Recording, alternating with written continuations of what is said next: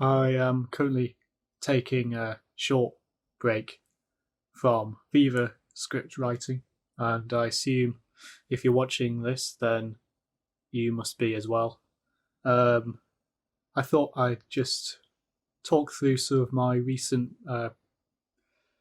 process work in terms of what I've been working on through my project and in terms of things like the props for my performance I've been developing.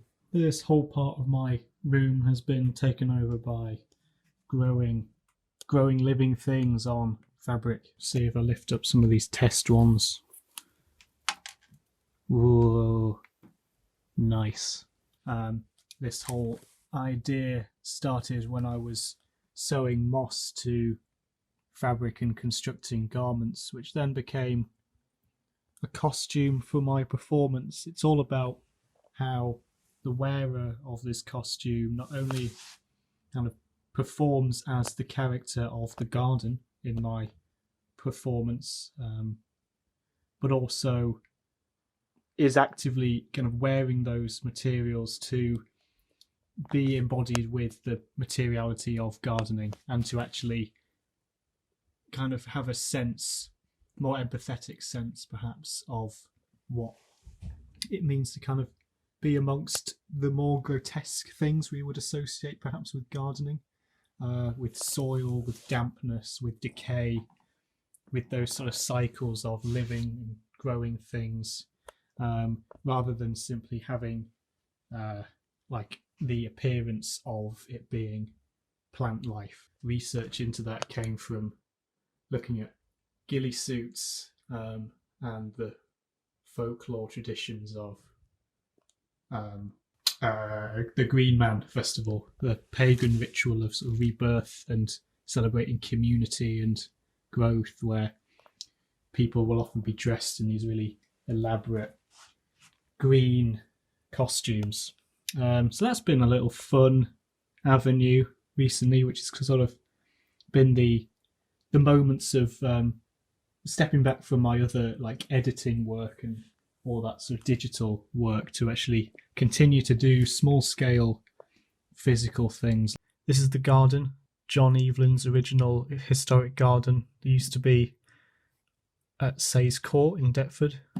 This is the narrator, a kind of a mediator with the between the garden and the property developers, and they sort of act as the representative for the people of Deptford, who suggest that by performing the garden they can enact forms of protesting the development and establishing a community collaborative project which is designed to be more ecologically conscious. This is Convoys Properties Limited. They are the less understanding. I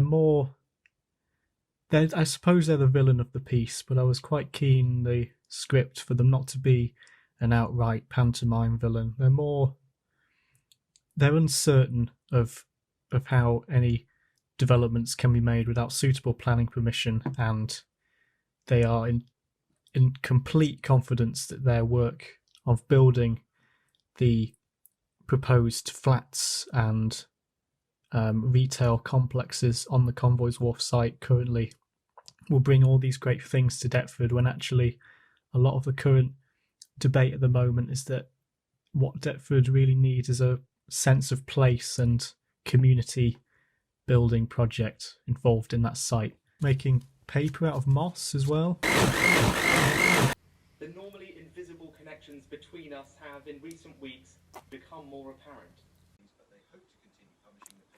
I've recently built this very basic web page, which kind of sort of acts as a proposal, a way of collecting the tools of the outcomes of this project, which they all act as tools which can be shared with the community members involved in the debate at the moment over Convoys Wharf, having other people to engage in the debate, and to have other platforms for the way that protests can be narrativized.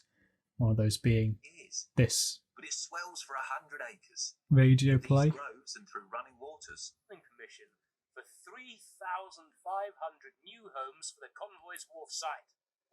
and it contains short promotional film for how the performance can narrativize protests when it is performed on site. This video is designed to translate some of that earthy grotesqueness I was talking about and that mythologized image of the garden for people to engage with. Digital script, which just is the written proposal for that performance, containing sort of shared methods of how to create more ecologically conscious theatre design by using some of the methods that I've been working with, growing things on fabric like moss and grass, and actually sourcing materials from the sites in which the performance can happen in. So I think this is not just for this site specifically, but also for many other places which probably have a similar narrative of people being disallowed the ability to choose how their public space is used. And then, piece of writing at the end, which was the same piece of writing that went into the publication.